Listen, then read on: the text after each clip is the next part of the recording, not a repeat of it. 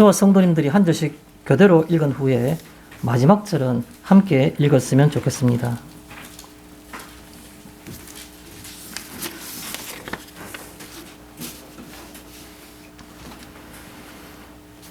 제가 먼저 14절을 봉독해 올리겠습니다. 주 예수를 다시 살리신 이가 예수와 함께 우리도 다시 살리사 너희와 함께 그 앞에 서게 하실 줄을 아노라. 이는 모든 것이 너희를 위하리니 많은 사람의 감사로 말미암아 은혜가 더하여 넘쳐서 하나님께 영광을 돌리게 하려 하리라. 그러므로 우리가 낙심하지 아니하노니 우리의 겉사람은 낡아지나 우리의 속사람은 날로 새로워지도다. 우리가 잠시 받는 환난에 경한 것이 지극히 크고 영원한 영광에 주한 것을 우리에게 이루게 하리니 우리가 주목하는 것은 보이는 것이 아니요 보이지 않는 것이니 보이지 않는 것은 잠깐이요 보이지 않는 것은 영원함이라. 아멘. 오늘은 우리가 방금 함께 본 성경 말씀을 본문으로 해서 18절에 나오는 그 용어를 인용해 가지고 우리가 주목하는 것이라는 그런 제목으로 잠시 말씀을 살펴보고자 합니다. 우리가 주목하는 것. 주목한다는 말은 우리가 관심을 가지고 살펴본다는 말이겠죠. 또 더 편하게 말하면 늘 관심이 거기에 있다라는 그런 말이 되는 겁니다. 늘 관심이 있다. 그럼 우리의 관심사가 무엇이냐라는 게 바로 우리가 주목하는 것이라는 말을 우리가 또 다른 표현이라 이렇게 볼 수도 있겠습니다. 사실 우리가 이 14절부터 봤지만 16, 17, 18절 이 세 절을 우리가 항상 볼 때 성경에 보면 작은 소제목으로 아마 성경에 그렇게 기록한 성경들이 많이 있을 겁니다. 겉사람과 속사람 이렇게 표현한 성경들이 대부분입니다. 아마 옛날 성경을 분류할 때 그런 식으로 소제목을 잡았기 때문에 전통적으로 그렇게 내려오는 것 같습니다. 우리의 겉으로 보이는 사람들, 겉사람, 육신, 신체 그걸 의미하겠죠. 속사람은 우리 속에 있는 영혼, 또 하나님을 바라보는 어떤 영 이런 것들을 우리가 속사람이라고 볼 수 있습니다. 그런데 우리가 바라보는 건 과연 그러면 겉사람을 바라보는 건가? 그렇지 않으면 우리가 속사람을 바라보는 건가? 속사람을 바라본다고 하면 속사람이 무엇하고 있는 것을 우리가 바라보고 있는 건가? 속사람이 어떤 것에 관심이 있는가? 뭐 이런 것들이 오늘 우리가 함께 생각해 봐야 될 어떤 그런 내용들이지 않겠나라는 생각을 해봅니다. 먼저 우리가 성경 본문 말씀을 그냥 좀 더 쉽게 천천히 제가 서술해 보도록 하겠습니다. 14절입니다. 14절에 보니까 주 예수를 다시 살리신 이가 예수와 함께 우리도 다시 살리사라 그런 표현이 있습니다. 뭐 이것은 첫 마디가 주 예수를 다시 살리신 이라고 말하는 것은 쉽게 이해할 수 있습니다. 하나님께서 예수님을 무덤 가운데에서 부활하게 하셨던 것, 그게 바로 예수를 다시 살리신 것이죠. 그래서 주 예수를 다시 살리신 이라는 것은 바로 예수님을 부활하게 하셨던 하나님께서 그런 말이 됩니다. 하나님께서. 근데 그 하나님을 여러 가지로 앞에 표현할 수 있고 수식할 수 있는데 그런데 그 수식어 중에 하나를 뭐라고 표현하니까 예수님을 부활하게 하셨던, 예수님을 부활시켰던이라고 그렇게 하나님을 표현하고 있는 겁니다. 그 내용 속에서는 무엇을 우리가 좀 강조하고 숨어있는 그 분위기가 있을까요? 현실보다는 내세를, 그런 뜻인 겁니다. 현실보다는 내세를. 또 다른 뜻에서는 죽음이 아니라 생명을, 이런 뜻입니다. 하나님은 바로 우리의 현실만 주관하시는 것이 아니라 우리의 죽음 이후에 육신적인 어떤 그런 마침 이후의 세계들도 주관하시는 이가 하나님이시다. 그리고 죽음을 이기게 하셨던 분이 하나님이시다라는 겁니다. 하나님을 생각할 때 우리는 천지를 지으신 하나님, 주인이신 하나님이라는 그런 주인 개념도 물론 우리들에게 있어야 될 개념이지만, 그러나 바울은 오늘 이 고린도 교회에 보낸 편지에 말하기를 강조하고 싶은 내용이 바로 예수님을 부활시켰던, 죽음을 이기게 하셨던 그분이 말씀하신다. 그렇게 표현하고 있는 겁니다. 이어서 뭐라고 말합니까? 주 예수를 다시 살리신 이가 예수와 함께란 말은 뭡니까? 믿는 자마다 믿음을 통해서 아무나 다시 부활에 참여하는 것이 아니고 예수와 함께라는 것은 바로 예수와 동행하는 그 길을 따르는 그 의미를 갖고 있는 것이죠. 예수와 함께라는 말은 우리를 다시 살리사. 우리는 어떤 정체성을 갖고 있는 겁니까? 우리가 현재 하나님의 백성, 성도, 교인이라는 사람들은 바로 예수와 함께하는 사람인 겁니다. 함께한다는 사람 그런 표현은 바로 머릿속에 지식적으로 교리적으로 알고 있다는 뜻이 아닌 겁니다. 함께란 말은 나란히 걸어가는 것을 의미하는 겁니다. 함께. 그래서 하나님께서는 우리를 향해서 뭘 보시고 싶어 하느냐 하면 바로 예수와 함께하는 우리를 보시고 싶어 하고 그 예수와 함께 걸어갈 때 우리로 하여금 예수님과 똑같이 다시 살리신다는 겁니다. 다시 살리사. 그런데 그게 믿음 좋다고 생각하고 있고 우리를 그렇게 존경의 눈으로 바라보고 있는 이 고린도 교회 교인들아, 우리만 그런 것이 아니라 뭐라고 말씀드리고 다음에 말하기를 너희와 함께, 너희도 함께, 여러분도 마찬가지로 그런 말이 되는 겁니다. 함께 그 앞에 서게 하실 줄을 아노라. 마지막 날에 의의 심판 앞에 심판이 반드시 있는데 그 앞에 선다는 겁니다. 믿음을 가진 자들은, 구원받을 자들은 의의 심판으로, 그 다음에 믿지 못한 사람들은 죄의 심판, 죽음의 심판으로 그 앞에 서게 된다는 겁니다. 심판이 있음을 이것은 다시 바울은 분명하게 얘기를 하고 있는 겁니다. 그래서 14절을 그대로 보면 주 예수를 다시 살리시니가 예수와 함께 우리도 다시 살리사 너희와 함께 그 앞에 서게 하실 줄을 아노라.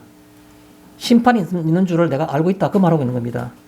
그 다음 나온 얘기가 15절인데 이는 모든 것이 너희를 위함이니, 모든 것이란 건 뭘 의미하겠습니까? 전체적으로 바울이 말하고 있다는 것을 개념을 생각한다 그러면 여기에 바울이 표현할 때 1인칭 단수를 표현하는 것이 아니라 1인칭 복수를 표현하는 것을 우리라는 말을 많이 쓰는 것을 생각하게 되면 여기서 이는 모든 것이 너희를 위함이니 말할 때 모든 것이라는 것은 바로 바울과 그의 주변에 있는 사람들, 바울의 동력자들 다 포함해서 말하는 겁니다. 그래서 우리가 볼 때에 우리가 하는 모든 행위들이 그러라고 해서 우리가 모든 것이라 말하는 겁니다. 뭐 하는 거겠습니까? 말씀을 증인으로 사는 것, 말씀의 증인으로 사는 것, 복음을 증가하는 일에 참여하고 있는 것들. 그런데 그게 말하기 편한 일이지 실제는 쉬운 일이 아니죠. 바울이 죽을 뻔한 고생을 얼마나 많이 했습니까? 또 모든 어떤 창피와 육신적인 고통뿐만 아니라 또 수모 이런 것들을 수도 없이 많이 당했는데 그뿐만 아니라 그가 나중에 결국은 뭐 순교하기까지 그 길을 계속 가야만 되죠. 지금까지 지내왔던 그 시간들과 그리고 앞으로 자기가 가야 할 그 길들, 그가 사도행전 보면 나의 달려갈 길과 주 예수께 받은 사명, 곧 하나님의 은혜 복음 증가하는 일을 마치려면 나의 생명을 조금 더 귀하지 않은 것으로 이기노라. 그렇게 생각했던 그런 각오가 늘 그 속에 있었던 것처럼 사실은 바울이 앞으로 살아갈 시간들까지 다 포함하는 겁니다. 그래서 이는 모든 것이 너희를 위함이니.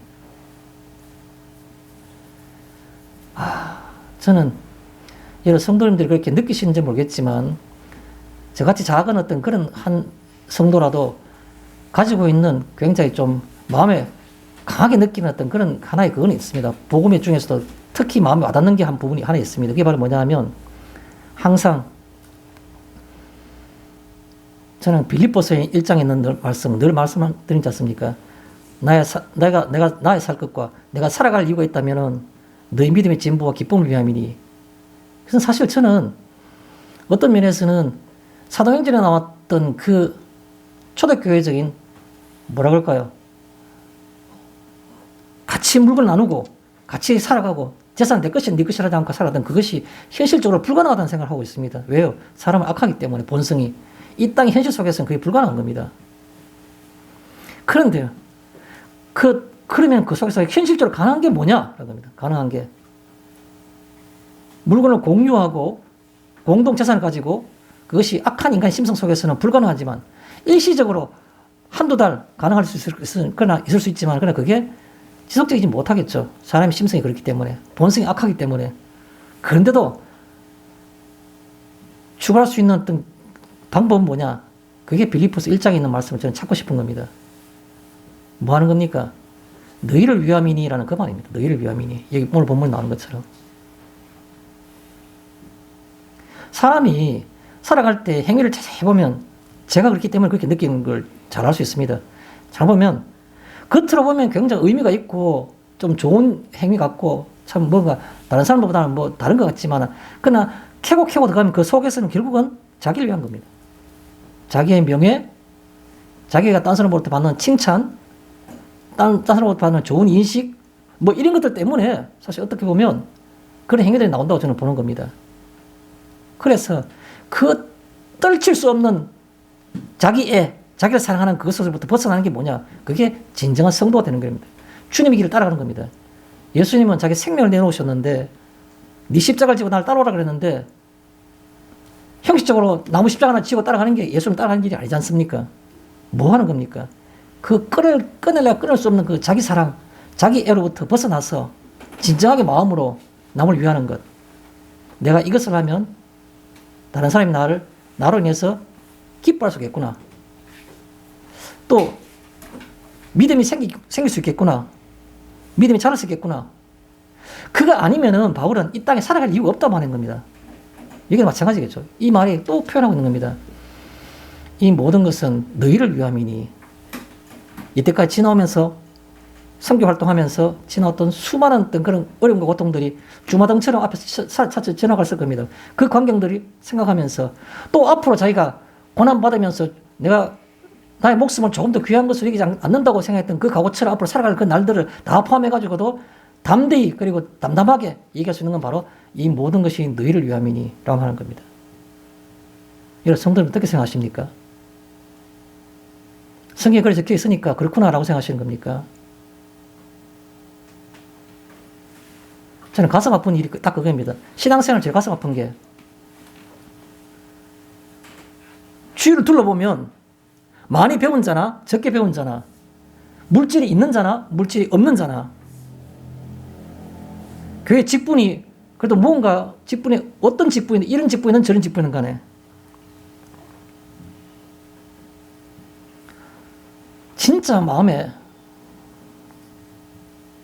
그래서 십자가를 지고 간다는 개념에서 이거 아니면 살아야 될 존재할 이유가 없다고 생각해서 왜요? 내 속에 살아있는 것이 그리스도니 죽는 것도 유익함이라고 했으니까 죽어도 아무 그게 문제될 게 하나도 없는데 진짜로 너희를 위함이니 라는 이 말처럼 살아가는 모습이 있는가 하는 겁니다. 심히 적다. 그렇게 제가 제 소견으로는 그렇습니다. 심히 적다. 그러다 보니까 제일 실망스러운 모습, 제 자신에게도 그렇고 제 자신을 일단 빼고 난 다음 생각할 때 제일 실망스러운 성도들의 모습이 바로 그런 모습인 겁니다.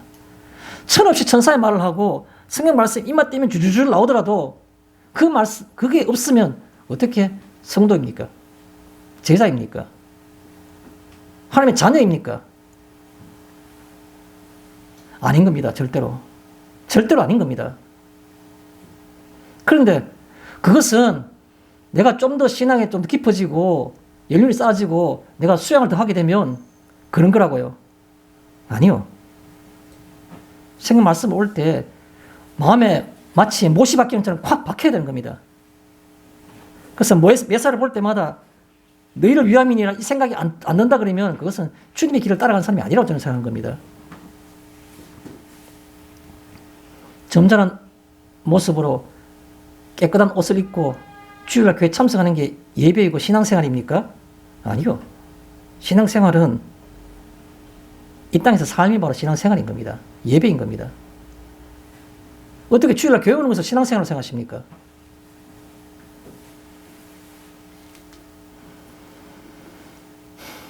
그래서 제가 오늘 그 주보에 쓰는 그 글 중에 제 책에 있는 글 중에도 그런 말을 표현한 게 있습니다. 어떻게 해서 목회자가 성도들이 일주일의 삶보다도 주일 교회 출석하는 것에 더 관심이 있느냐고 그래서 제가 쓴 적이 있습니다.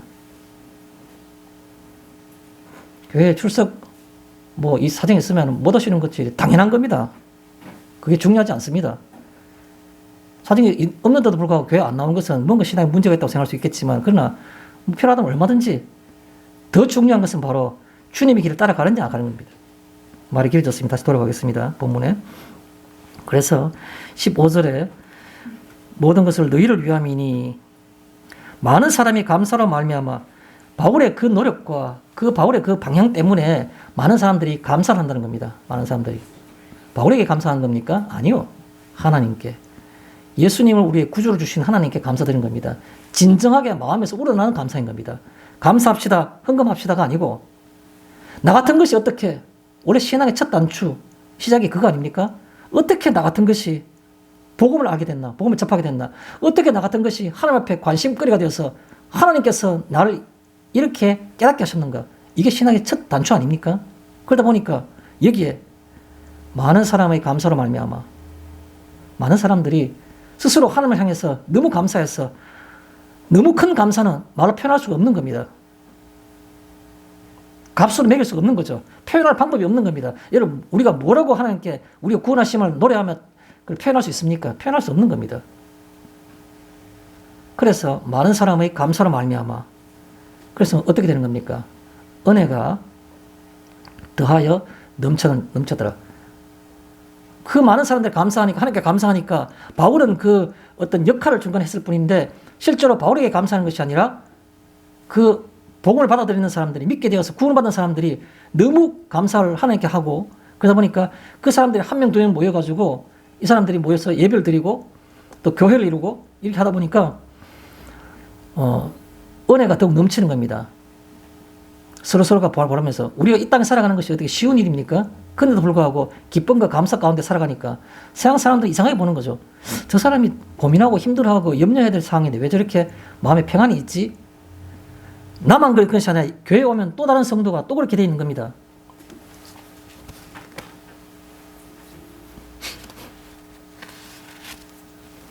서로가 상호작용을 해서 더욱더 은혜가 더 넘치게 하는 겁니다.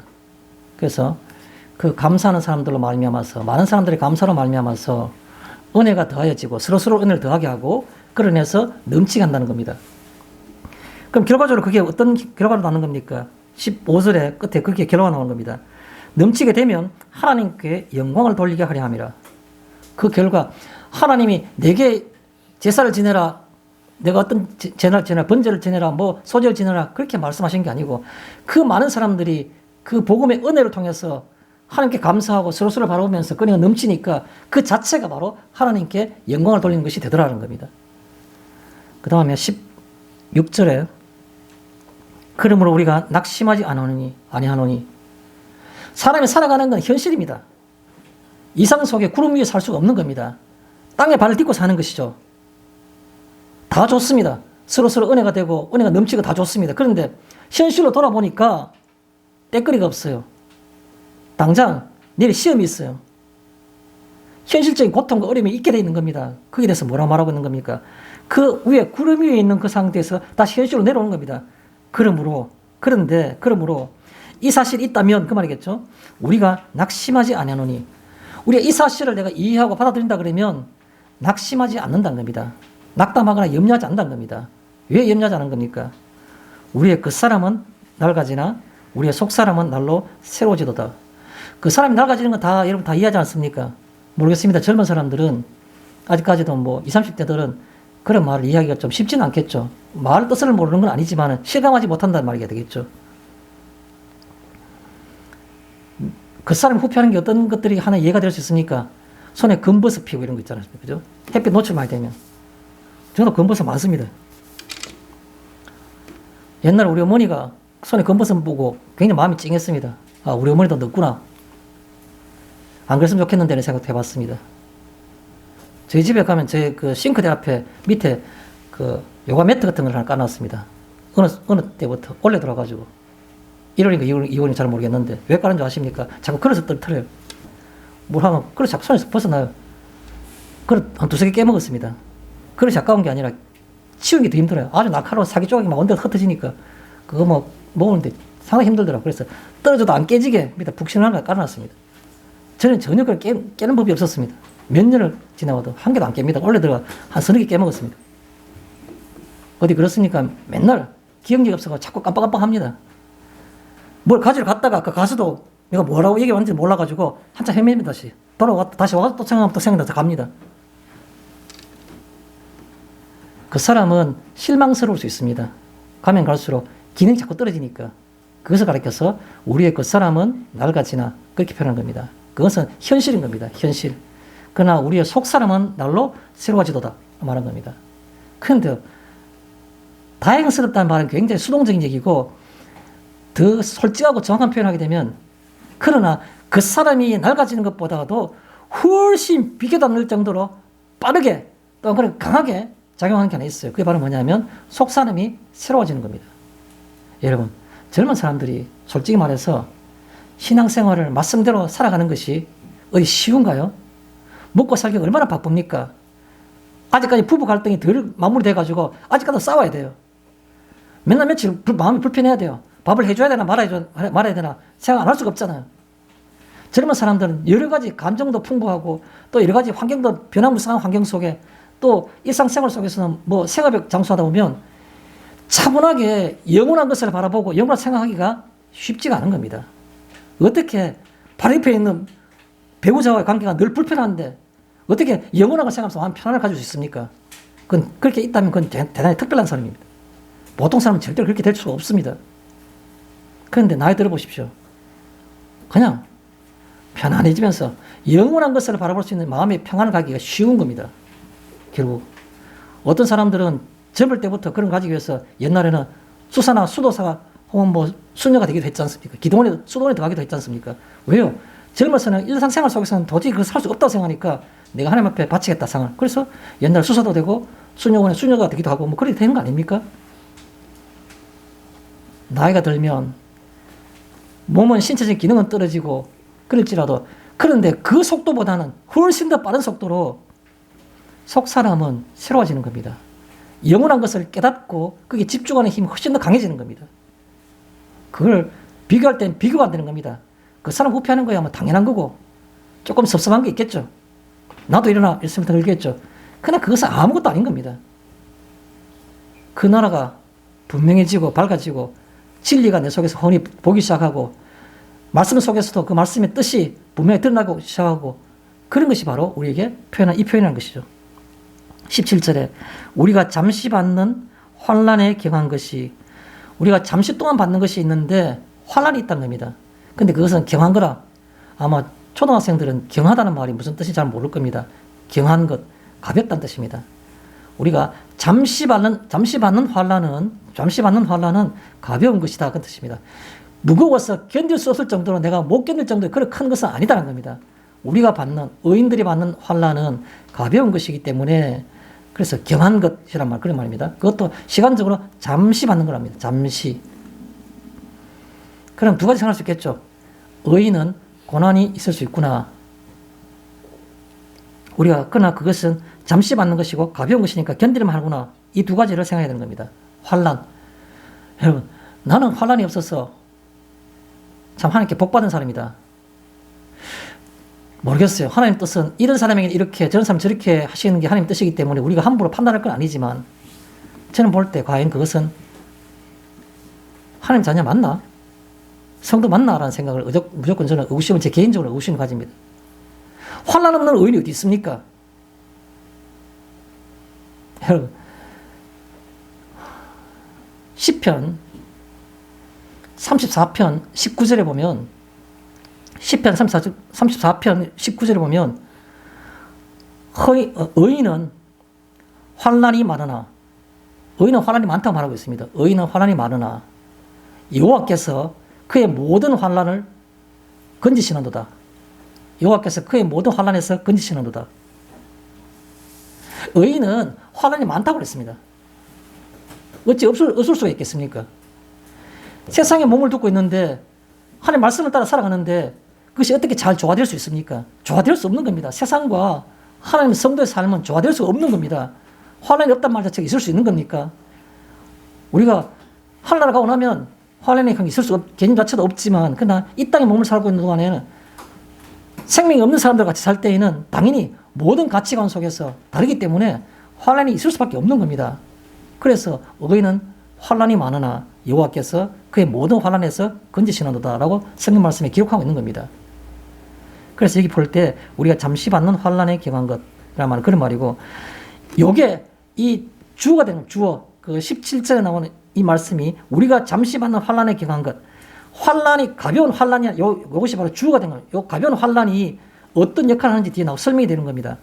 지극히 크고 영원한 요건 좀 더 수식어입니다. 지극히 크고 영원한. 그다음에 곧 나오는 대상이 뭡니까? 명사가 뭡니까? 영광입니다. 영광. 그런데 표현하다 보니까 한꺼번에 앞에다 네 개를 표현하기 힘드니까 뒤에다 하나 더 붙인 겁니다. 그래서 지극히 크고 영원한이란 말도 뭐를 수식하고 꾸며주고 있는 말은 뒤에 나오는 영광이란 말을 꾸며주고 있는데 이 영광을 꾸며주는 말이 하나 더 있어요. 뒤에. 영광의 중한 것. 중한 것이라는 것도 아까 경한 것의 반대말입니다. 경한 것은 가벼운 것이고 여기 나오는 중은 무거운 중자입니다. 그래서 무거운 것. 크고 무거운 것. 그 뜻입니다. 그러면 우리에게 영혼이 있는데 영혼이라는 것은 시간적으로 한정이 되지 않는 그 말이겠죠. 이 땅의 삶과 그리고 내세의 삶들이 다 연결되어 있는 이 하나님 나라라는 이 내세의 삶 자체 전체를 우리가 영혼이라 말하는데 이 영혼을 꾸미는 것이 뭐냐면 지극히 크고 그리고 영원한 그리고 중한 그렇게 말하는 겁니다. 무거운 그런 영원한 것을 그걸 이루게 합니다. 누구에게요? 우리에게 이루게 합니다. 그러니까 환난이라는 게 있는데 이 환난은 가벼운 것이고 가벼운 것이고 견딜 만한 것이고 요 환난이라는 것이 꼭 있어야 되는데 이 환난이 바로 뭘 가능케 하느냐니까 바로 우리에게 지극히 크고 영원한 그런 그러면서도 무거운 큰 어떤 그런 영광을 우리에게 이루게 하는 겁니다. 그러니까 주어는 바로 환난이고 그리고 어떤 대상은 우리에게 대상이고 그게 이루는 어떤 내용 자체는 영광을 얻게 하는 겁니다. 이루게 하는 것. 이게 바로 17절에 나온 내용입니다. 18절 마지막에 우리가 주목하는 것은 보이는 것이 아니요 보이지 않는 것이니 우리가 주목한다는 말은 우리가 제목에 나왔지만 주목한다는 뭡니까? 관심을 가지고 있는 겁니다. 우리가 관심 가지고 있는 게 뭡니까? 솔직하게 한번 자기 자신에게 물어보시면 좋겠습니다. 내 관심 갖는 거 뭐 결혼하지 못한 사람들은 좋은 배우자가 가장 최고의 관심거리일 겁니다. 내가 어떻게 하면 좋은 배우자를 만날 수 있을 것인가? 또 어떤 분들은 뭐 가정을 가져가지고 예가지로 또 돈 씀씀이 해야 될 것이 많은 사람에게 내가 좀 크게 부자가 안 되더라도 난 좀 여유 있게 좀 살아봤으면 좋겠다. 물질적으로 조금 더 내가 좀 여유를 가졌으면 좋겠다. 이것도 사실 관심사가 될 수 있는 겁니다. 우리가 주목하는 것은 물질도 아니요, 명예도 아니요, 내 건강도 아니고, 내 가족도 아니고, 뭐라 그랬습니까? 보이지 않는 것이니, 보이는 것이 아니란 겁니다. 바울이 말한 건 뭡니까? 그렇게 되어야 된다라는 말을 강요하고 있는 겁니다. 고린도 교회, 또 우리에게. 우리가 말로는 잘하지 않습니까? 나도 영원한 걸 사모한다고. 보이지 않는 것이 내 꿈이라고, 그걸 따라가는 게 내가 가는 방향이라고, 내가 가는 길이라고. 맞습니까? 그 말 맞습니까? 저는 그렇게 여쭙고 싶은 겁니다. 맞다고요? 그럼 그렇게 사십니까? 또 묻고 싶은 겁니다. 아니라고요? 왜 안 하십니까? 나는 아까 신앙 연륜이 얼마 안 됐다고요? 속 사람이 좀 더 새로워지는 그런 나이가 될 때까지 좀 나는 시간이 필요하다고요? 아니요. 오늘 이 말씀을 들은 순간부터 같은 입장인 겁니다. 무슨 변명을 하시려고 합니까? 그래서 여기에 우리가 주목하는 것은 보이는 것이 아니요 보이지 않는 것이니 보이지 않는 것에 대해서는 조금 이따 본문을 더 좀 더 상세하게 설명을 드리겠습니다. 보이는 것은 잠깐이요 보이지 않는 것은 영원함이라. 보이는 건 잠깐인 겁니다. 배우자의 특히 아내의 미모가 뛰어나면 우리 한국에도 그런 속담이 있지 않습니까? 얼굴 뜯어먹고 사느냐고. 평생 아내 얼굴만 쳐다보면 뭐 생겨나는 겁니까? 평생 가치가 있는 겁니까? 아니요. 의미 없고 속절없는 겁니다. 쉽게 말해서. 보이지 않는 건 뭡니까? 이따 다시 한번 또 조금 더 깊이 있게 생각해 보면 좋겠습니다. 오늘 본문은 그렇습니다. 자, 이제 우리가 본문을 들어가기 전에 잠깐 우리가 한 번쯤 주의를 환기시키기 위해서 제가 질문을 하나 드리면서 본문을 들어가고자 합니다. 뭐 제목에 나온 그대로입니다. 우리는 날마다 무엇을 주목하고 있는가?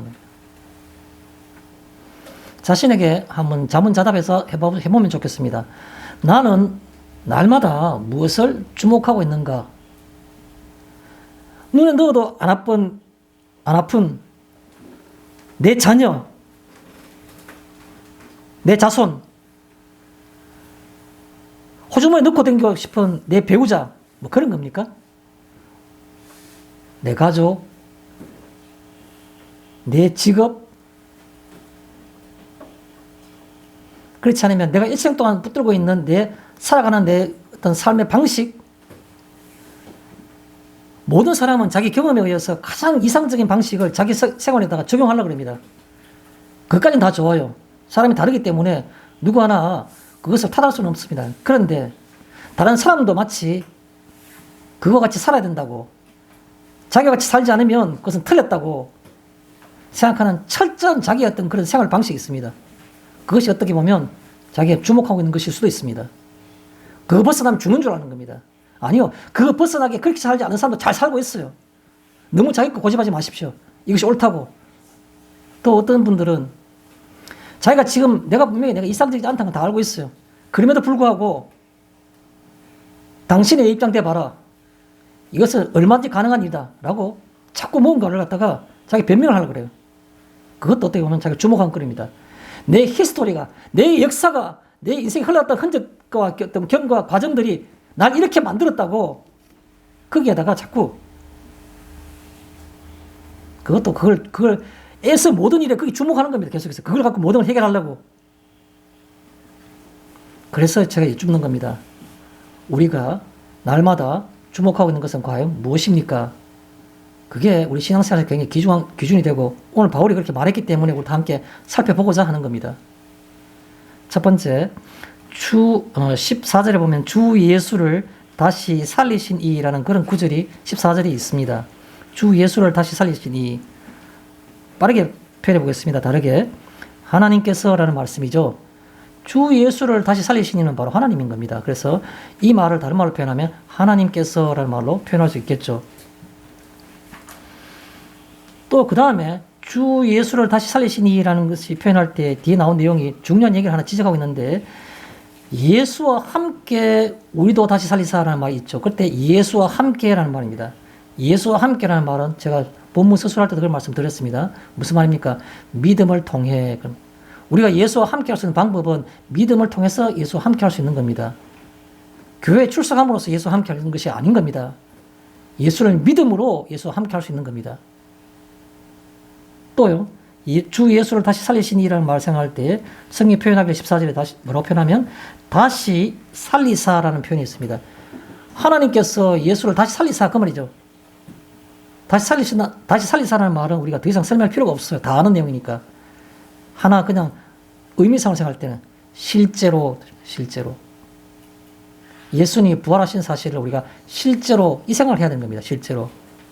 성경 속에서 예수님이 부활하신 것만을 가진 사람이 굉장히 많아요. 그래서 성경이 굉장히 중요한 겁니다. 위에 문제나면 탁 털어갖고 딱 닦아가지고 절대 문제 안 하게 하고 항상 교회 올 때 항상 서로 제일 점잖은 폼으로 이렇게 성경을 탁 끼고 이렇게 성경이 이 보물인 겁니다. 성경 이 종이가 보물이지 자기 마음속에는 성경이 없는 겁니다.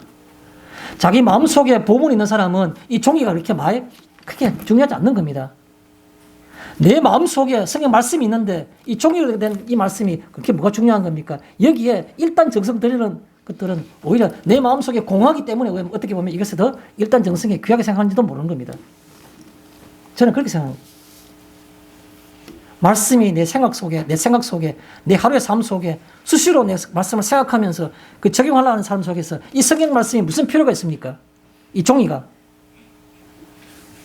그 성경 말씀이 내 속에 살아 움직이는데 이 속에서 찾아보고 인용하고 그것은 자신의 지식을 드러낸다는 필요하지 사실은 아무 의미가 없는 겁니다. 그래서 여기 보면 다시 살리사라는 말은 뭡니까? 예수의 부활이 실제로라는 생각입니다. 예수님이 진짜 죽음 가운데 살아나셨다는 것을 안다면 오히려 진짜 믿어진다면 우리의 삶은 달라질 겁니다. 절대로. 내가 죽은데 다시 산다는 걸 안다 그러면 내가 절대로 내 삶이 지금과는 다를 겁니다. 부활의 그 생생함이 우리 삶을 갖다가 좌우하고 만지게 되면 우리 삶이 완전히 살아서 죽은 신앙이 아니고 살아서 움직일 겁니다. 다시 살리사. 그 말은 실제로. 또 하나가 있죠. 주 예수를 다시 살리신 이라는 말은 뭡니까? 예수를 처음으로 부활시키는 그분인데 하나님이니까. 근데 하나님 생각하면 우리가 뭘 생각하는 겁니까? 아버지로서. 어떻게 하면 좋은 것으로 자식에게 줘야 되는가? 그 생각하시는, 날마다 우리를 바라보시는 아버지로서 그분이 우리에게 계신다는 겁니다. 하늘나라에. 그 다음에 14절에 보면 그 앞에 서게, 마지막 심판이 있다는 걸 얘기하고 있는 거죠. 그 앞에 서게.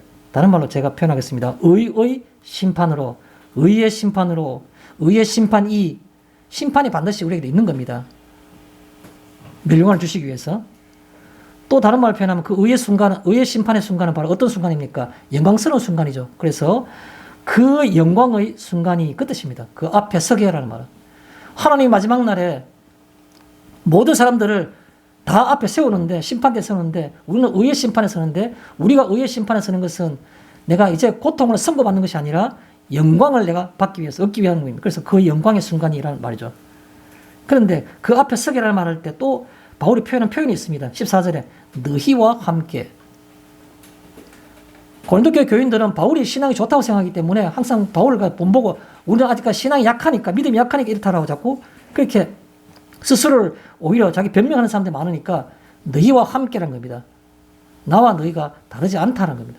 우리가 믿음 안에만 있다면 똑같이 의의 멸류관을 그 앞에서 영광스러운 순간을 만날 수 있다. 그 말인 겁니다. 너희와 함께라는 말은. 우리에게 적용하면 어떻게 표현할 수 있습니까? 현대까지. 모든 믿는 자들아. 그 말이겠죠. 너희와 함께라는 말은 모든 믿는 자들아. 그 말이에요. 바울이 하고 싶었던 얘기를. 2000년이 지난 지금 이 시간에 이 말씀을 함께 생각하고 있는 우리들에게도 바울은 말하고 있는 겁니다. 너희와 함께라는 것. 너희가 믿음이 있다면 나와 함께, 나와 똑같이 모든 믿는 사람들아, 믿는 자들아 이렇게 표현하고 있는 겁니다. 우리에게. 또 15절에 보면 하나님께 영광을 돌리게 하려 함이라. 하나님께 영광을 돌리게라는 말이 있습니다. 15절에. 다른 말로 표현해 보겠습니다. 많은 사람의 감사로 인해서 그런 겁니다. 많은 사람의 감사. 하나님은 어떻게 영광을 받으신 겁니까? 구원받은 사람들이 마음에 터져나오는 억제할 수 없고 누를 수 없는 그런 어떤 그 기쁨과 감사가 있는 겁니다. 그걸 통해서 하나님은 영광을 받으시는 겁니다. 또요. 구원의 감격으로 그런 말이겠죠. 하나님께 영광을 돌리는 것은. 또 15절에 보면 이런 말이 있습니다. 은혜가 더하여 넘쳐서. 은혜가 더하여 넘치는 곳이 어디입니까? 교회입니다.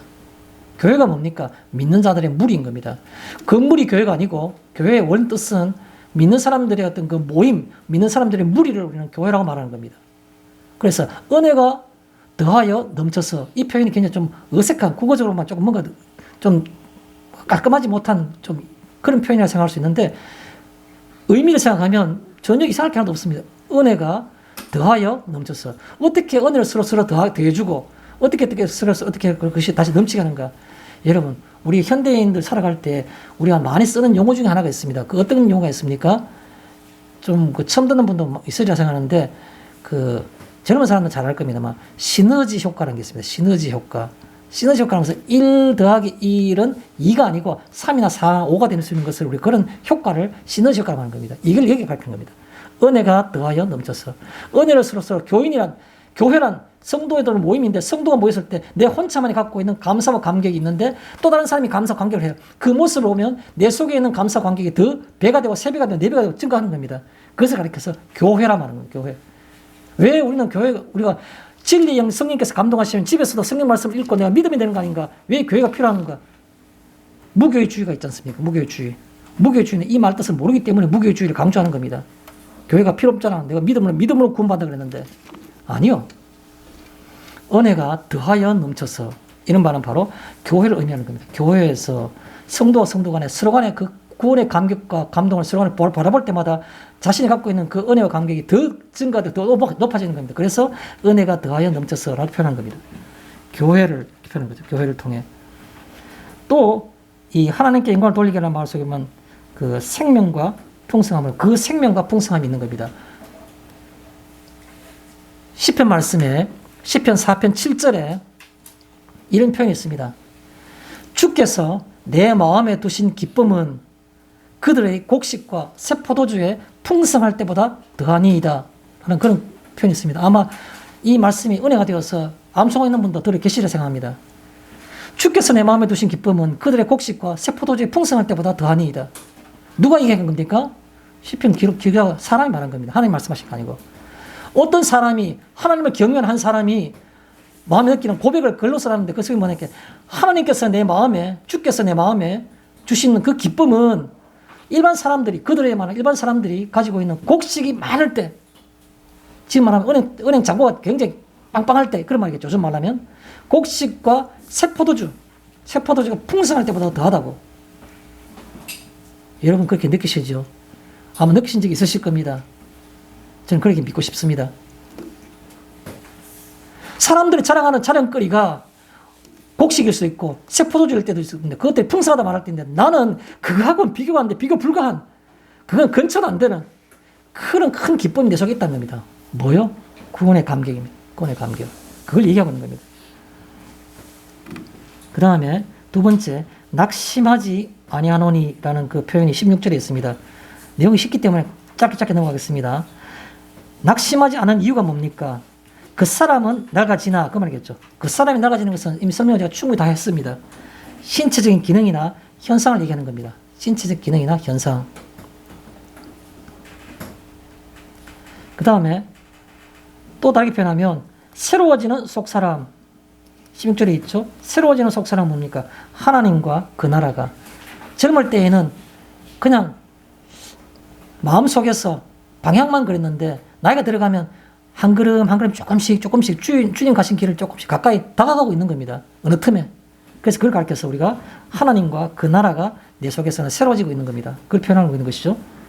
마지막으로 낙심하지 아니하노니라는 이유가 뭐냐? 낙심하지 않은 이유는 바로 감정이 아닌 감동이, 그렇게 표현하고 싶습니다. 감정이 아닌 감동이.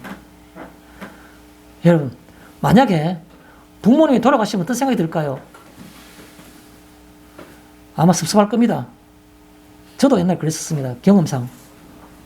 우리 아버지가 돌아가시고 난 다음에 며칠 안 됐는데 문득 갑자기 혼자 있을 때 마음이 찡하게, 마음이 너무 안 좋더라고요. 왜 안 좋으냐? 아버지 돌아가시기 전에 병원에 입원해 계셨는데 틀니도 불편하니까 음식도 거의 못 드시니까 틀니 다 뽑았어요. 틀니 다 뽑은 게 옆에 놔뒀어요. 끼지도 않고 틀니, 평소에 하던 틀니를 다 뽑고 나니까 입이 오목하게 돼가지고 막 완전히 오목해가 보기가 볼뻔히 그렇잖아요. 입도 오목해가 아무것도 못 드시고 그냥 닌겔 맞고 이렇게 하셨으니까 말씀은 다 하실 수 있었어요. 그런데 뭐 거의 말씀 안 하시죠. 기력도 없고 하니까 알아듣긴 하시는데 그럼 돌아가시고 난 다음 며칠 내가 잘 모르겠지만 생각하니까 한 말씀도 못 하시고 눈도 안 뜨더라도 그냥 침대에 누워 계셨으면 얼마나 좋을까 이 생각이 들더라고요. 그건 감정입니다. 감정.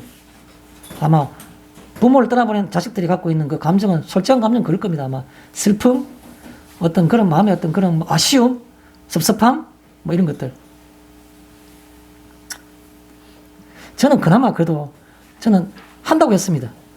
물론 다른 사람들 형제들 비하면 내가 효자도 아니지만 그래도 어머니는 저보고 네가 효자다 이런 말 곧잘 하셨습니다. 다른 뭐 아들 볼 때 다 그렇게 말씀하시는지 잘 모르겠지만 저한테만 했는지 잘 모르겠지만 그거는 확실치 않습니다. 하여튼 저한테는 있을 때 네가 효자다 이런 말씀 곧잘 하셨거든요. 제가 대학원 다닐 때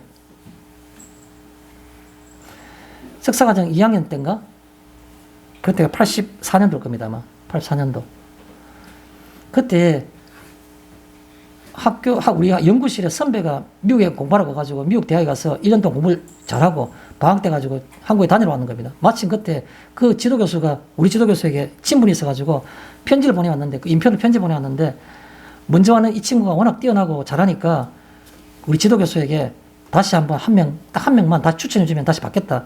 마침 그 대상이 제가 된 겁니다. 지도교수가 내보고 내가 추천 써줄 테니까 미국 가서 공부하거라 말씀하신 겁니다. 며칠을 고민했습니다. 그래서 안 갔습니다. 그 지도교수가 저보고 그냥 핀잔 주더라고.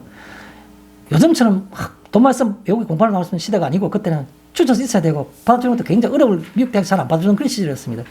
그런데 너는 어떻게 내가 추천 써주겠다 하는데 토플 점수도 거의 뭐 신경 안 쓰고 갈 때마다 장학금 주고 모든 쪽에 다 좋았어요. 또 그리고 1년 선배가 난 말하기를 네 오면은 나는 가서 한 학기 동안 하루 4시간 이상 공부 못했는, 4시간 이상 자질을 못하고 공부했는데, 내 공부했던 거 노트하고 다 캠에서 넣어갔다. 니가 다 주면은 똑같은 코스 밟을 거니까, 1년 앞에 있으니까, 니는 내 반도 노력 안 해도 다 할 수 있다고. 이런 횡재가 어디 있습니까, 세상에. 근데, 안 갔어요. 한 서너 가지 이유 때문에. 다른 이유도 물론 있기 때문에, 그건 뭐 쓸데없는 얘기니까 얘기를 안 하겠습니다. 한 이유가 뭔지 아십니까? 아버지가 그때 나이가 70이었습니다. 만 70. 아버지가 14년생이었거든요. 14년생인데 84년 그때 만 70이잖아요. 우리 집이 그때 약간의 뭐 어떤 그게 있어가지고 100평 되는 2층 양옥집 단독주택을 갖고 있었습니다. 근데 그때 제가 생각할 때, 그때 여름에 생각할 때 우리 집에 오남매인데 다 출가해서 대구에 아무도 없었습니다. 딸 둘은 시집가서 다 떠나갔고, 큰 형님 부산 계셨고, 작은 형님 서울에 있었고, 집에는 70대는 아버지, 엄마하고 두 분 중에서 내가 있어야지 그 집에 그 모두 힘든 일을 내가 하는 겁니다. 내가 만약에 미국을 떠나고 없다. 그러면 뻔하잖아요. 겨울에 눈 오면 눈 치우고 누가 해야 되는 겁니까? 얼면 얼어본 빙판길 누가 녹여야 되는 겁니까? 쓰레기 차 오면 쓰레기차 그 높은 세상에다 깡통 큰 떠나면 누가 던져 올려야 되는 겁니까? 그래서 나중에 후회할 듯 하지 말자. 후회할 듯 하지 말자. 근데 아버지 돌아가시고 난 다음에 내가 굉장히 많이 후회했습니다. 그때 갈 걸. 그래서 저는 적잖게 그렇게 제 나름대로 뭘 의미를 부여하며 살았는데도 불구하고 돌아가시니까 한 말씀 안 하시고 그냥 누워야 계시고 눈도 안 떠도 괜찮은데 그냥 너무 계셨으면 좋겠다. 이 생각이 마음에 강하게 떠오른 겁니다. 감정입니다. 감정. 여기 말하고 있는 게 뭡니까? 낙심하지 아니한다는 말은 우리가 낙심 안 할 자신이 있습니까? 자기 부모님 돌아가셨는데 낙심 안 할 자신이 있습니까? 아니요. 낙심 안 할 수도 있는 겁니다. 왜요? 감정적으로는 낙심할 수밖에 없죠. 마음이 섭섭하죠. 서운하죠. 갑갑하죠. 그런데 감정이 아니라 뭡니까? 감동인 겁니다. 왜요? 하나님께서 우리에게 천국이 있는 것을, 하늘나라가 있는 것을 내게 알게 하시고 깨닫게 하셨기 때문에 그게 그렇게 그 낙심되는 어떤 그 감정, 정서와는 달리 마음속에서 감동이 있는 겁니다. 더 좋은 곳에 가셨다. 또 우리에게 영원한 생명이 있지 않느냐. 그 생각하는 겁니다. 감정이 아니라 감동입니다. 이 말을 여러분 기억에 남으시라고, 또 연세 드신 분들은 죄송한 얘기지만 젊은 사람들은 기억에 오래 남는 거는 영어로 한마디 하면 혹시 기억에 오래 남을까 싶어서 영어 한마디 하겠습니다. 영어에 보면 문법적으로 not A but B라는 게 있습니다. A가 아니라 B다는 그런 늘 중학교 때 고등학교 때 많이 공부하는 그런 그 표현입니다. not A but B, but B. A가 아니고 B다 그 뜻이에요. 그 앞에 감정이라는 말을 sentiment라고 말합시다. sentiment라는 말은 정서, 감정이라는 말이죠. 야, 너 sentimental하다, 뭐 감상적이다 이런 말 많이 하지 않습니까? Not sentiment, but enlightenment. enlightenment라는 말은 좀 잘 안 쓰는 표현이기 때문에 뭐 생소한 단어를 쓸 수도 있는데 빛 아래에 있다는 뜻이죠. en 하고 난 그다음 붙여서 빛이란 light, light 뒤에다가 en 붙이고 ment, enlightenment 이렇게 말합니다. enlightenment. 그래서 not sentiment, but enlightenment. 그게 바로 감정이 아니라 깨달음입니다. 감정이 아니라 조명 아래 있는 것이 조명 아래 있는 겁니다. 뭐 그렇게 표현할 수 있는 거죠. 우리 말로 표현하면 굳이. 돌아가겠습니다. 낙심하지 않은 이유가 되어 있습니까? 감정적으로는 낙심하고 섭섭할 수 있습니다. 그죠? 사람이 늙어가는 그 자체가. 그런데요, 내가 깨달음이 있다면 섭섭할 게 하나도 없는 겁니다. 들어가겠습니다. 17절에 잠시 받는이라는 말은 바로 환난에 경한 것, 가벼운 환난이란 겁니다. 가벼운 환난. 잠시 받는 거. 견딜만 하다는 거죠. 쉽게 말해서. 힘들긴 하지만 견딜만 하는 그런 뜻입니다. 견딜만 한. 또 보면 성경 말씀 17절에 영원한 영광을 이루는 것입니다. 영원한 영광을 이루는 것. 이와 유사한 성경 말씀 우리가 로마서 할 때 같이 공부한 적이 있습니다. 로마서 8장 18절이 유명한 말씀이죠. 로마서 8장 18절이 뭡니까? 생각해보니 그 말이겠죠. 생각하건대 현재의 고난은 장차 우리에게 나타날 그 영광과 비교할 수 없도다. 생각하건대 현재의 고난은 장차 우리에게 나타날 영광과 비교할 수 없도다. 이 말씀이 바로 로마서 8장 18절입니다. 옛날 성경이 가끔 한 번씩 바뀔 때마다 조금씩 바뀌는데 옛날 성경에는 좋게 비교할 수 없도다 이렇게 했죠. 그죠? 그러다 보니까 요즘 성경 할 때 보면 가끔 암송이 잘 안 될 때가 많습니다. 옛날하고 자꾸 툭툭 튀어나와서. 그런 얘기입니다.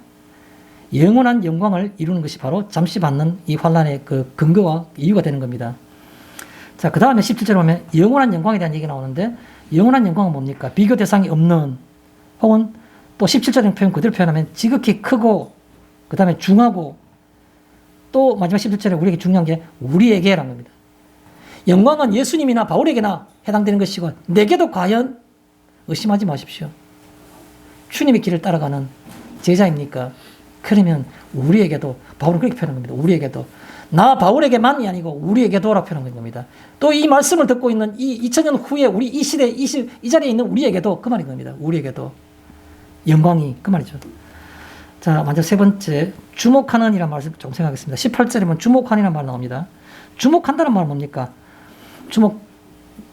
우리가 주목하는 것은 가만히 생각해 보면 주목하는 것이라는 말은 그냥 일반적으로 뭘 갖다 교리적으로 뭘 갖다 서술하려는 게 아니고 우리에게 뭘 권유하고 있는 겁니다. 우리가 주목을 해야 되는데 뭘 주목해야 되는지 한번 생각해 보자 그 말인 겁니다. 우리가 주목해야 할 것은 이란 말은 다른 말로 표현하면 가장 정확한 표현이 바라봐야 할 것은 바라보아야 할 제가 오늘 그 서론할 때 마지막 질문을 드렸지 않습니까? 우리는 지금 무엇을 바라보고 있습니까? 무엇을 주목하고 있습니까? 라고 말하는데 여기 바울은 그걸 얘기하고 있는 겁니다. 우리가 바라봐야 될 게 뭡니까? 뭘 바라보고 있습니까? 그걸 우리가 얘기하고 있는 거죠. 성경에서는 답을 얘기하고 있습니다. 보이지 않는 것이다 라고 말하는 거죠. 보이지 않는 것이다. 보이지 않는 것. 보이지 않는 것은 예측 불가능한 겁니다. 보이면은 내가 형태와 시기와 방법을 알겠는데 보이지 않으면 아무도 모르는 겁니다. 그러나 보이지 않는 것을 보이는 것처럼 내가 그것을 인정하는 것이 바로 믿음이지 않습니까? 그 다음에 여기에 그 주목하는 이란 말은 보이지 않는 것을 주목해야 한다는 말이고 이 보이지 않는 것은 또 다른 말로 표현할 때 저는 이렇게 표현해 봤습니다. 이 보이지 않는 것을 뭐라고 표현하는 게 좋을까? 저는 어제 곰곰이 생각해 봤습니다. 물론 이 말 자체가 다 모든 걸 다 커버할 수는 없지만 그냥 제가 표현하고 싶은 것이 하나 있습니다. 자아 너머의 것 이렇게 표현하고 싶습니다. 자아 너머의 것. 우리는 얼마나 자기 사랑이 강한지 내 건강, 내 자녀, 내 가족, 내 명예, 내 친구, 내 생활 습관 모든 것이 다 나밖에 없습니다. 그런데 그 자기라는 것, 자기를 넘어서는 어떤 것, 그것을 우리가 보이지 않는 것이라 말하고 싶습니다. 보이지 않는 것은 뭐냐? 나를 넘어서는 것. 이것만은 난 꼭 해야 돼. 이걸 내한테 나 뺏어가지 마. 이건 내한테 인정해줘야 돼. 그게 자기입니다. 자기. 자아입니다. 그거 없었는 겁니다. 보이지 않는 게 뭡니까? 내가 판단 가능하고 이유를 갖다 댈 수 있고 내가 뭔가 근거를 제시할 수 있는 그런 것들은 전부 다 보이는 것들입니다. 보이지 않는 것은 바로 자기 너머의 것. 자기 너머의 것은 다른 말로 표현하면, 더 쉬운 말로 표현하면 뭡니까? 자기 부인이지 않습니까? 자기 부인. 내가 붙들고 있는 것, 나란 것, 이것을 내가 버리는 것, 그 너머에 있는 것, 그것부터 벗어나는 것, 이것만은 꼭 해야 되는 것부터 벗어나는 것, 그걸 가르쳐서 우리가 보이지 않는 것이라 말입니다. 우리가 주목해야 할 것은, 주목하는 것은 바로 보이지 않는 것이다. 나와 무관한 것이 되어야 된다. 그 말입니다. 나와 무관한 것이 되어야 된다. 내가 하고 싶은 것 주목하는 게 누가 못해요?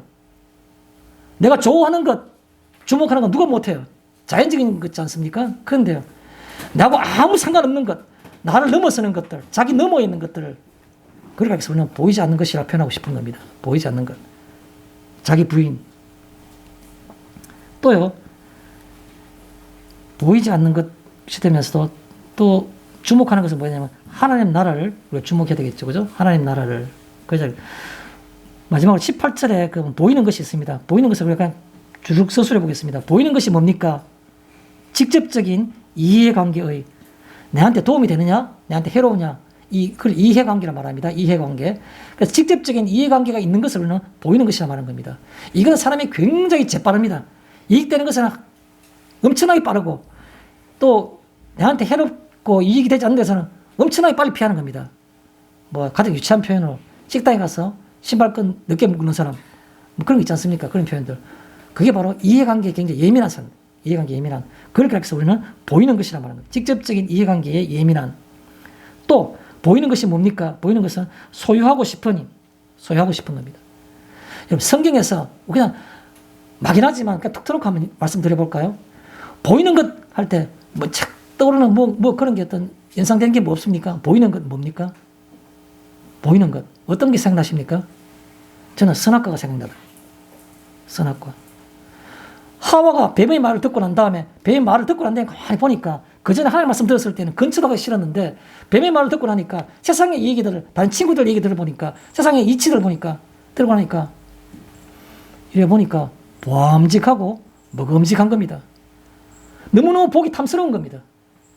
본다는 개념 뭡니까? 탁 떠오르는 게 선악과라는 생각이 들더라고요. 이게 보이는 게 뭡니까? 선악과와 같은 겁니다. 선악과와 같은 거예요. 정말 매력적인 겁니다.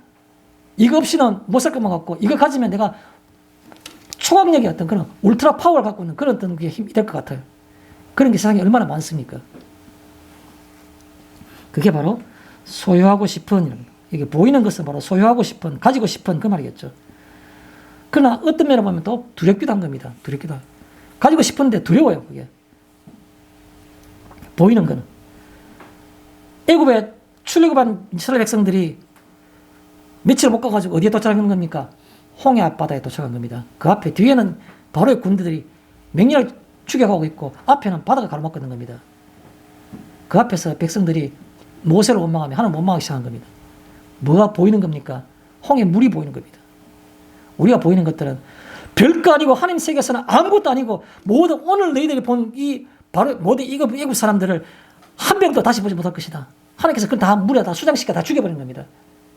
그런데 그걸 알지 못하고 보이는 것은 눈에 보이는 게 바로 홍해만 보이는 겁니다. 이게 보이는 게 뭡니까? 때에 따라서는 이 보이는 것은 우리에게 선악과와 같은 것일 수도 있지만 또 때에 따라서는 이 보이는 것은 홍해와 같은 것일 수 있는 겁니다. 도무지 해결할 방법이 없고 앞에 가로막혀 있는 것 자체 내가 절망밖에 없을 이 현상 세계, 눈에 보이는 가시적인 세계, 보이는 게 바로 그게 홍해와 같은 겁니다. 이게 보이는 것입니다. 두려운 겁니다. 세상이 두렵습니까? 내 자식 어떻게 대학 다 보낼까 걱정되십니까?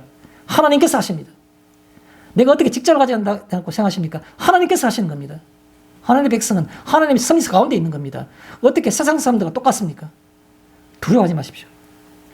하나님께서 하시는 겁니다. 들에 있는 백합화도 먹이시고 입히시는데 하나님은 너희들일 거 뭐냐? 하나님께서 그렇게 말씀하신 겁니다. 그래서 보이는 것은 어떤 면에서는 소유하고 싶고 가지고 싶은 것일 수도 있지만 어떤 때는 두려운 것일 수도 있다는 겁니다. 두 개 다 같이 있는 게 있습니다. 뭡니까? 가나안 땅과 같은 겁니다. 가나안 땅. 이스라엘 민족들이 가나안에 가서 40년 동안 광역길을 하는 다음에 가나안 땅에 도착했는 겁니다. 아, 물론 그 40년 가기 전에 40년 초에 40년 전에 처음 애굽에서 나와서 그 가나안 땅 가기 전에 광야 가운데 있을 때 바람 광야입니까? 어디입니까? 그 광야 가운데 있을 때 그때 모세가 12지파의 정탐꾼을 보내가지고 갔다 왔는데 두 사람은 요수와 갈렙은 우리들 밥이다. 가서 거기 땅을 차지하자라고 말했지만 나머지 10명 사람들 가면 다 죽는다. 우리 가족만 우리만 죽는 것이 아니라 가족들 어리다게 다 죽는다. 그렇게 비판적인 얘기를 한 겁니다. 뭐예요? 가보니까 하도 해가지고 땅이 비옥하고 좋아가지고 포도 큰 한 송이를 두 사람이 메고 갈 정도로 땅이 비옥하더라 좋더라. 탐스러운 겁니다. 가지고 싶은 겁니다. 그 땅이. 그런데 그 속에는 네피림의 후손들이 있어가지고 거인들이 짱돌이 있어가지고 그들이 보기에도 그들이 보기에는 메뚜기같이 작게 보였을 것이다. 듣는 사람들이 겁난 겁니다. 그러다가 여리고 성을 봤으니까 성벽이 높아서 그 끝에 우리가 도저히 정복할 수 있는 그런 성이 아니더라. 모든 이스라엘 백성들이 땅을 치고 통곡하고 울었다 그랬어요. 광야들이. 우리가 매장지가 없어. 여기서 광야에서 죽게 하느냐고. 우리 자녀들 거기 가서 죽게 하느냐고. 모세를 원망한 겁니다. 40일 동안 정탐했기 때문에 하나님께서는 그래. 그러면 40년 동안 너희들이 그 땅에 들어가지 못한다. 그래서 20세 이상 되는 사람들이 정탐하는 사람들이 40년이고 다 죽을 때까지 하나님께서 한 명도 그것을 안 내보낸 겁니다. 그 광야에서 있을 때 정탐했을 때 그때부터 살아난 사람은 바로 요수와 갈렙 두 명밖에 없는 겁니다. 모세도 들어가지 못했죠. 가나안 땅과 같은 것이 바로 보이는 것입니다. 우리의 인생사 가운데 세상 가운데 우리에게 가나안 땅이 뭡니까? 탐스럽기도 하지만 두려운 것도 있을 수 있죠. 그것이 바로 우리에게 보이는 것입니다. 자, 그런 것들은 우리가 주목해야 될 것이 아니다라는 거죠. 그럼 진정하게 주목해야 될 게 뭡니까? 보이지 않는 것이라고 그랬습니다. 보이지 않는 것은 뭡니까? 경험하지 못했던 것, 내가 알지 못하는 겁니다. 제가 이 말씀을 생각하면서 예를 어떤 것을 들까 생각하다 보니까 갑자기 제가 시간 쓸 때마다 유튜브에서 그 북한에서 탈북인들이 하는 그런 유튜브를 봅니다. 근데 그 중에 보면 뭐 많은 사람들이 요즘 청년들 하는 말로 국뽕 같은 해가지고 나라를 갖다 이렇게 뭘 좋게 말하기 위해서 하는 것들 막 미화시키는 것들도 있지만 순수하게 있는 그대로 하는 것들도 가끔씩 볼 수 있습니다. 어떤 그 탈북인이 있는데 젊은 사람이 있는데 그 사람이 탈북 안 하려고 했던 그냥 북한 사상에 쩔어 있는 자기 나이 많은 부모님을 억지로 속여가지고 북한에서 그 압록강인가 강만 건너면 오면 거기서 자기 남한에서 자기 딸이 사람을 시켜가지고 돈을 주겠다는 겁니다. 달러 몇달 주겠다. 그래서 그 부모는 자기가 자기 아내하고 다른 가족들 전부 다 넘어가니까 자기도 같이 가는데 자기는 가기 싫대 절대 안 넘어가는데 가게 되면 자기는 절대 안 한다. 안 넘어간다. 그러면 혼자 나면 뭐 할 거냐.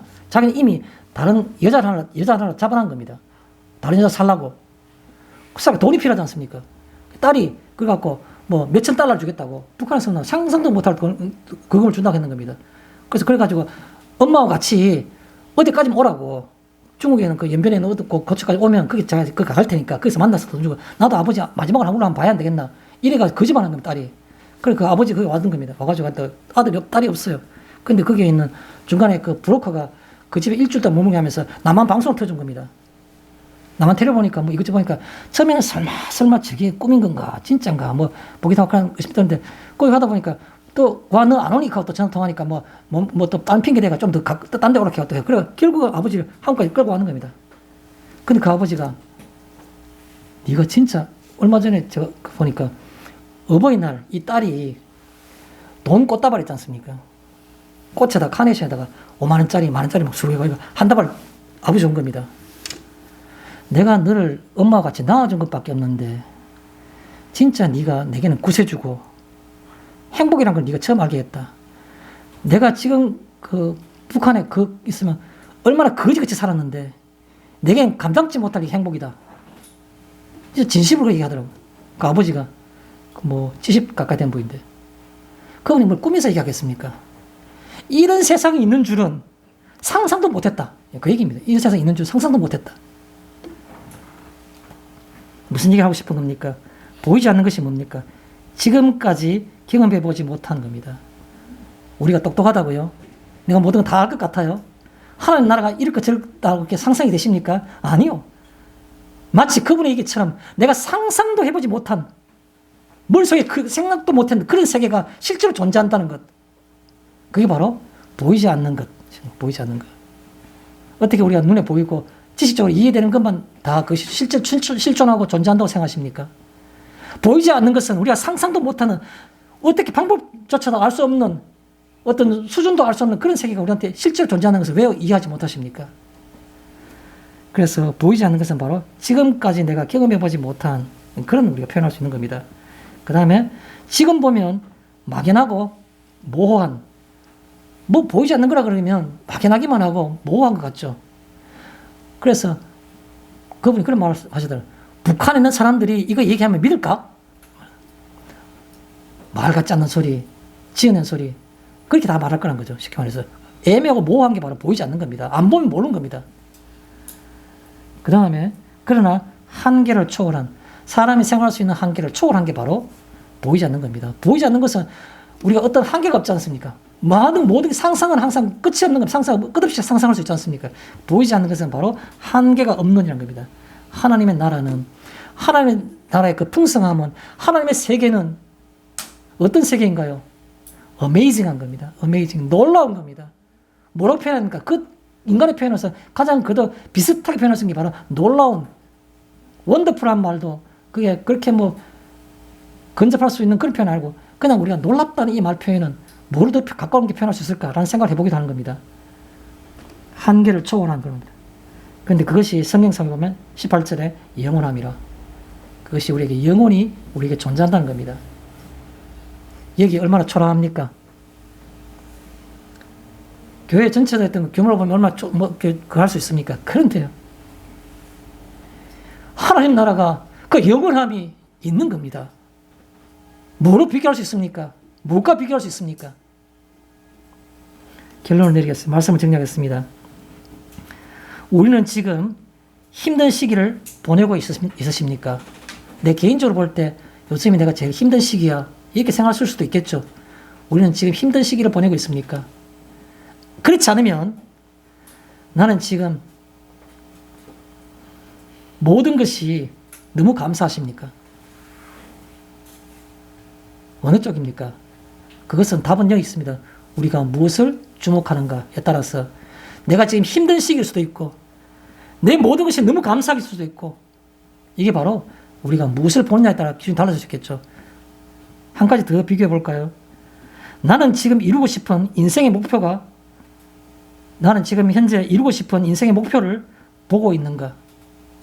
내가 지금 뭘 보고 있는가를 물으니까 내가 인생의 목표를 보고 있는 겁니다. 내 가족과 함께 행복하게 살아야지. 내 자녀들을 내가 좀 뭔가 잘 챙겨줘야 되지. 내 노후는 이렇게 이랬던 좀 뭐가 의미 있는 그런 삶을 살아야지. 뭐 인생의 목표가 있겠죠. 그래서 우리는 지금 이루고 싶은 인생의 목표를 보고 있으십니까? 또 다르게 생각하면 나는 지금 진정한 가치, 참된 가치를 향해 걸어가고 있는 나를 보십니까? 뭘 보시기를 원하시는 겁니까? 내가 자나깨나 잊지 말고 내 인생의 목표 소박하지만 이건 내 꿈을 이루고 싶다. 내 꿈, 그걸 향해서 지금 걸어가고 있는 나를 보고 싶어 하시는 겁니까? 아니면 내가 참 가치를 향해서 걸어가고 있는 내 모습을 보고 싶어 하시는 겁니까? 어느 쪽이십니까? 마치겠습니다.